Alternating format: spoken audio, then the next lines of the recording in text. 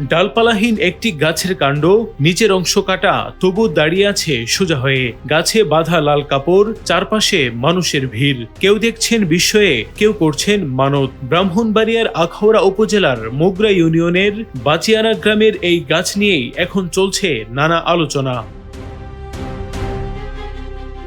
ঘটনার পর থেকেই এলাকায় ছড়িয়ে পড়ে খবরটি। প্রতিদিন দূর দূরান্ত থেকে মানুষ আসছেন গাছটি দেখতে। কেউ কেউ গাছের শেকড় বা ছাল সংগ্রহ করছেন। তাদের বিশ্বাস, এতে নানা রোগ ব্যাধি থেকে উপকার মিলতে পারে। গাছের মালিক মাহবুব মুন্সি বলেন, কিভাবে এমন হয়েছে তা আল্লাহই ভালো জানেন। তবে প্রতিদিন শত শত মানুষ এসে গাছটি দেখছেন, মানত করছেন, আগরবাতি ও মোমবাতি জ্বালাচ্ছেন।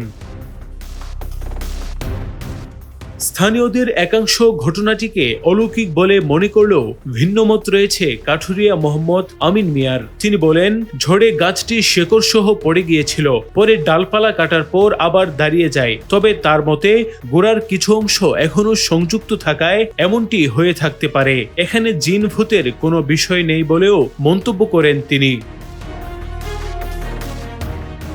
এদিকে বিশেষজ্ঞদের মতে কোনো গাছ আংশিকভাবে শেকড়ের সঙ্গে যুক্ত থাকলে কিংবা ডালপালা কাটার ফলে ভারসাম্যের পরিবর্তন হলে এমন ঘটনা ঘটতে পারে। তবে বিষয়টি পরীক্ষা নিরীক্ষা ছাড়া নিশ্চিত করে বলা সম্ভব নয়। স্থানীয়দের কাছে এটি বিস্ময় আর বিশ্বাসের প্রতীক হয়ে উঠলেও ঘটনাটির প্রকৃত কারণ নিয়ে রয়ে গেছে নানা প্রশ্ন।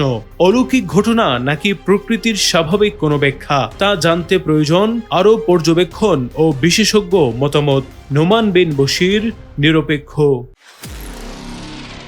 নিরপেক্ষ, সত্য প্রকাশে আপোষহীন।